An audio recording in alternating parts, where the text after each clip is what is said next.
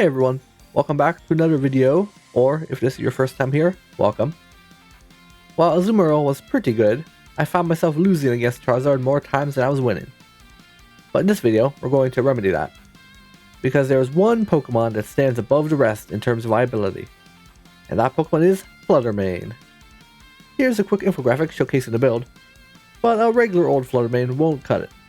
We're also going to catch a shiny one for this video. To do that, first we need to make the perfect sandwich. I also need to get Flutter Mane spawning in my Pokémon Violet game.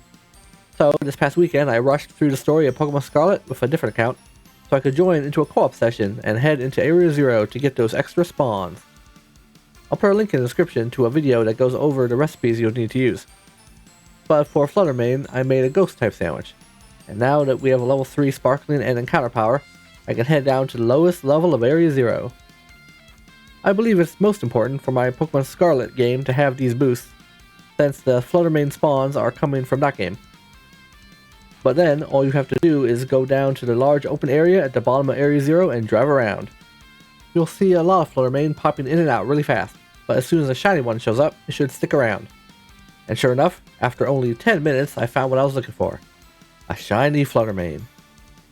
That went faster than expected, especially since I don't even have the shiny charm. Just goes to show you how powerful these sandwiches are.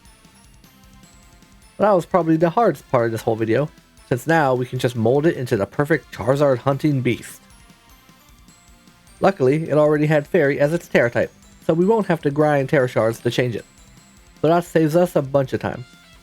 But first things first, let's get its moveset to where it needs to be. I teach it Calm Mind, Draining Kiss, and Fake Tears via TM, then have it learn Moonblast by feeding it experience candies until it reaches level 100. I then maxed out the PP of Draining Kiss, and fed it a Modest Mint so its special attack gets a boost. After that, head over to Montenevra, where we can use a few bottle caps to max out its IVs through hyper training. I then sold some stuff to get enough money for what comes next. We head over to Lavincia to purchase the Covert Cloak from Daily Bird Presents. Then we need to visit the Chansey Supply to get the necessary vitamins. But before we do that, if you're still watching, why don't you consider liking the video and subscribing to the channel if you haven't already. Now back to the video. We're going to need 26 calcium, which I already had, and 26 zinc to max out Flutter Mane's special attack and special defense EVs. I then gave it a few health feathers to put the remaining points into HP. But last, but certainly not least, the perfect Flutter Mane deserves the perfect nickname. And there you have it. A Flutter Mane that is ready to destroy Charizard during the next round of 7-star raids. Not only does it hit like a truck, but it has a decent speed and pretty powerful special defense.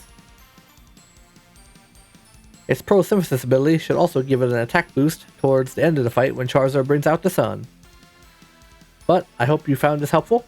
The whole process only took me around an hour and a half, and that's including the shiny hunt. Well, I think that will about wrap things up for now. Thanks for watching. If you want to see how I made my Azumarill, you can check out that video here. But I hope you'll have a wonderful morning, afternoon, or night, whatever time it might be for you. And I will see you in the next video. Bye.